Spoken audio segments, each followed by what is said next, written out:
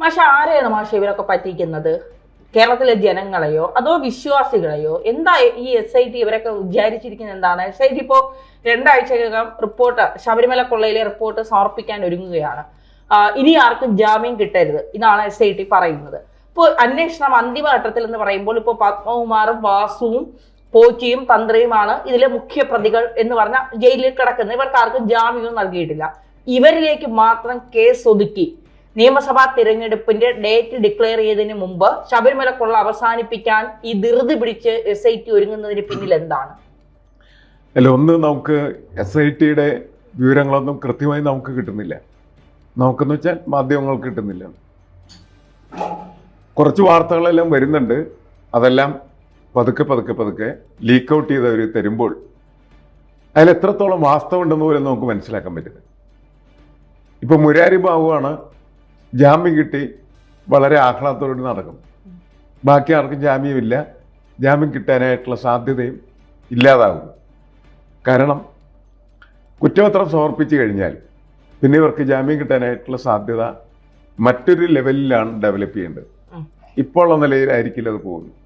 ജാമ്യം കിട്ടിയേക്കാൻ കുറച്ച് കഴിയുമ്പോൾ എന്തായാലും തൽക്കാലം തെരഞ്ഞെടുപ്പിന്റെ ഒരു ആരവത്തിലേക്ക് കേരളം മാറുമ്പോൾ ശബരിമല കൊള്ള മിക്കവാറും എനിക്ക് തോന്നുന്നത് CPM-ഉം അതുപോലെ കോൺഗ്രസും ഒക്കെ അതിൻ്റെ അകത്ത് വന്നു പെടുന്നുണ്ട്.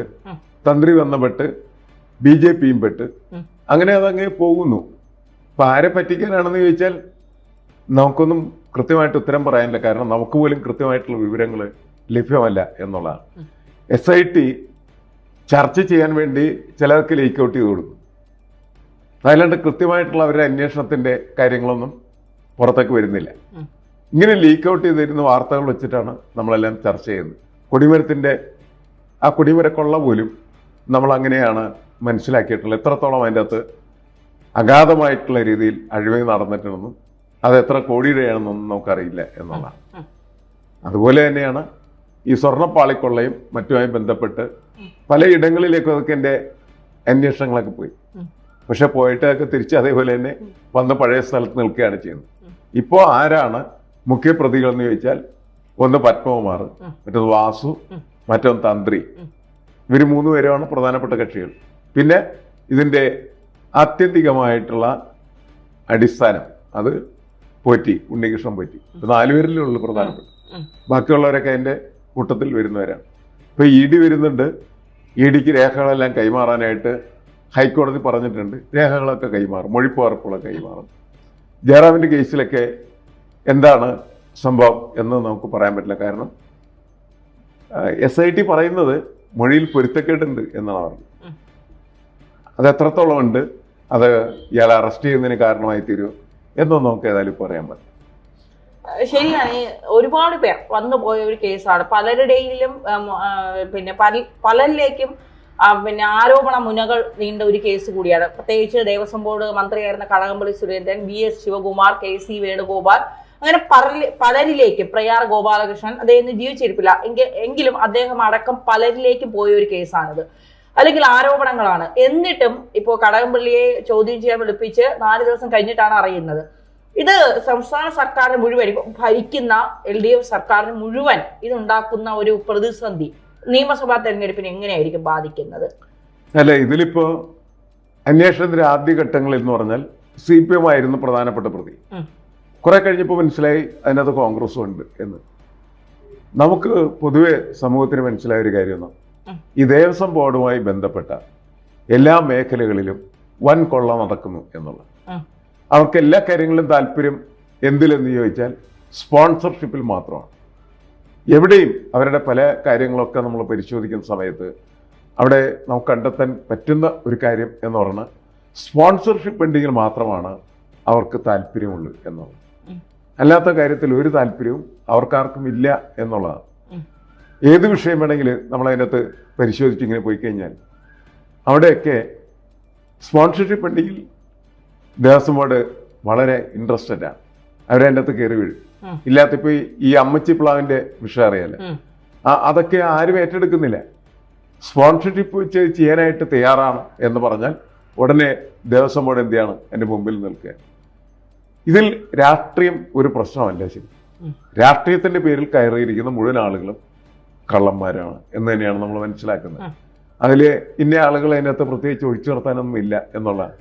അതായത് ദേവസ്വം ബോർഡ് എന്ന് പറഞ്ഞാൽ ഇവന്മാർക്കൊക്കെ കട്ടു തിന്നാനായിട്ടുള്ള ഒരു ബോർഡ് എന്ന നിലയ്ക്ക് അത് അവർ മാറ്റി തീർത്തിട്ട് കുറെ വർഷങ്ങളായി.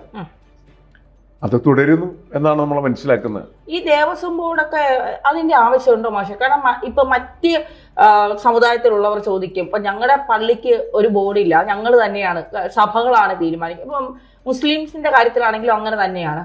ഈ ഹിന്ദുവിന്റെ മാത്രം വിശ്വാസങ്ങളെ ഇങ്ങനെ സ്വന്തം താല്പര്യങ്ങൾക്ക് മാറ്റാനും അവിടെ നിന്ന് അടിച്ചു മാറ്റാനും ഒക്കെ ഹിന്ദു ആവുമ്പോൾ ഭൂരിപക്ഷം ആവുമ്പോൾ ആരും ചോദിക്കാനും പറയാനും വരില്ല, ഞങ്ങൾക്ക് എന്തും ചെയ്യാം. അങ്ങനെയാണെങ്കിൽ ആദ്യം അടച്ചുകൂട്ടേണ്ടത് ഈ ദേവസ്വം ബോർഡ് എന്ന സമ്പ്രദായമല്ലേ?